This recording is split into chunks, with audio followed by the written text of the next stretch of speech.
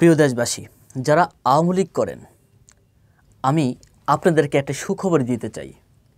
আবারও শেখ হাসিনা ফিরে আসবে, আবারও শেখ হাসিনা ফিরে আসবে। আপনারা কাগজে কলমে লিখে রাখেন। আমি ক্ষুদ্রতম একজন সাংবাদিক হয়ে আমি আপনাদেরকে বলতে চাই, এই বাংলার মাটিতে আবারও শেখ হাসিনা ফিরে আসবে। প্রশ্ন করতে পারেন, ভাই কারণ কি? সবাই তো বলে শেখ হাসিনা আর আসতে পারবে না, তাহলে আপনি কেন বলতেছেন শেখ হাসিনা আবারও ফিরে আসবে? শেখ হাসিনা আবারও ফিরে আসার অবশ্যই পেছনে কারণ রয়েছে। সেটা হলো, এক নম্বর কারণ হচ্ছে গণ অভ্যুত্থানের পর আপনারা আওয়ামী লীগকে বাংলাদেশে রেখেছেন। যদি আপনারা আওয়ামী লীগকে বাংলাদেশ থেকে চলে যেতে বাধ্য করতেন, তাহলে বর্তমানে আওয়ামী লীগের রাজনীতি নিয়ে এত কথা হতো না। আওয়ামী লীগের দোসররা এখন আমাদের বাংলাদেশের ক্ষতি করতো না। এই যে সচিবালয় আগুন দিয়েছে কারা? যারা আওয়ামী লীগের দোসর ছিলেন, সচিবালয় আপনারা রেখেছেন।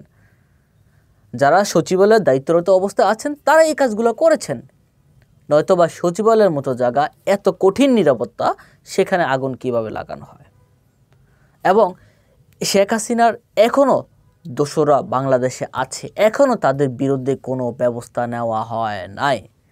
চিন্তা করে দেখেন, ওবায়দুল কাদের 3 মাস বাংলাদেশে ছিল, জানতো, অবশ্যই প্রশাসন জানতো।